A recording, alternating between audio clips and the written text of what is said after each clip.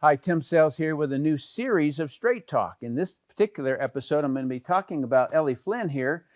She's pictured in front of the Mormon temple, and so she wrote an article having to do with the Mormon religion, about cults, and about MLM. All right, and so this is going to be fun for me to go through. So let's jump in. So she talks about organized religion here, and she says, in some cases, the companies have earned their know-how from an unexpected source, organized religion, all right?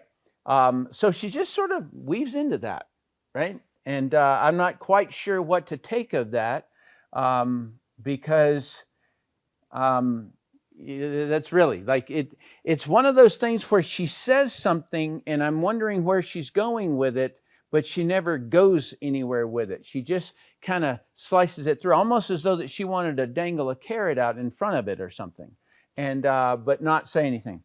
After signing up to both NuSkin and Younique, this is her undercover, is that she pretended to not be a reporter or something. I decided to learn more about the company's origins and trace back both to a surprising community, the Mormon Church. And so I'm not quite sure why she puts surprising community. Like, does she not anticipate that the owners of BBC might be in a religion? Like, I'm not quite sure, because that's who she writes for.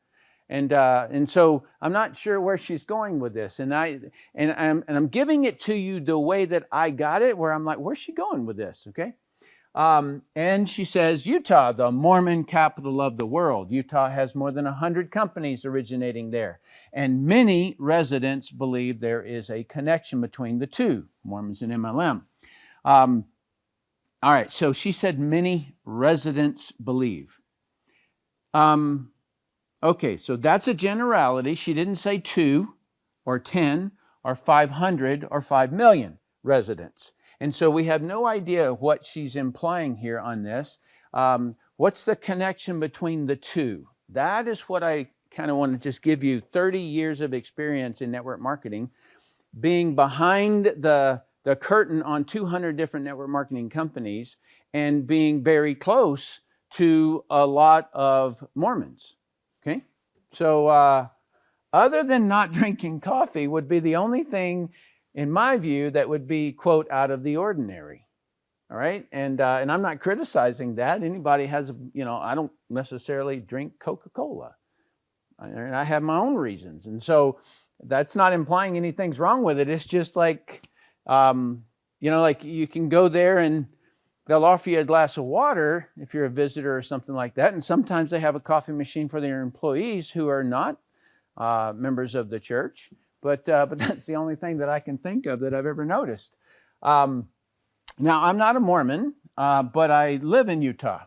Okay, so just because it's the home of Mormon doesn't mean that everybody here is Mormon. Okay, so I'm here because of the mountains. I'm here because of skiing. I'm here because of the clean drinking water up in the mountains, the people, the sanity of the people who live up in the mountains.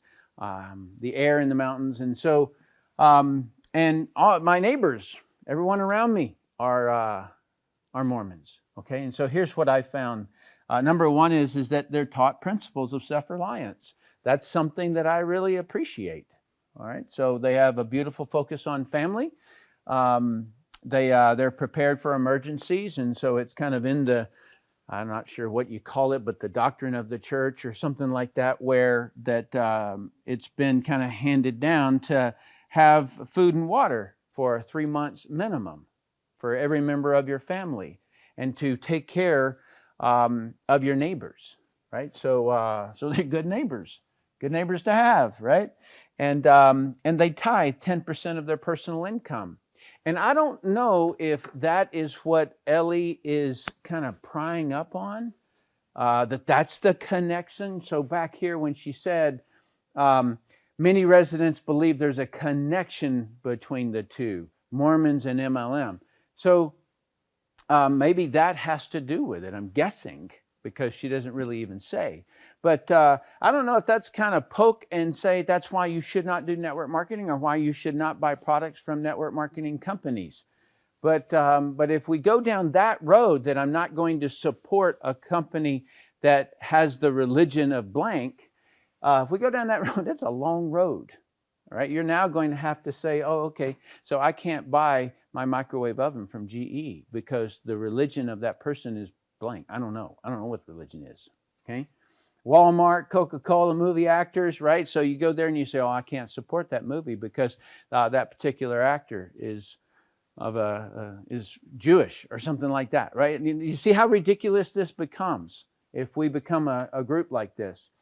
Broadway plays, you can't live at that particular place because the landlord has a different religion than you.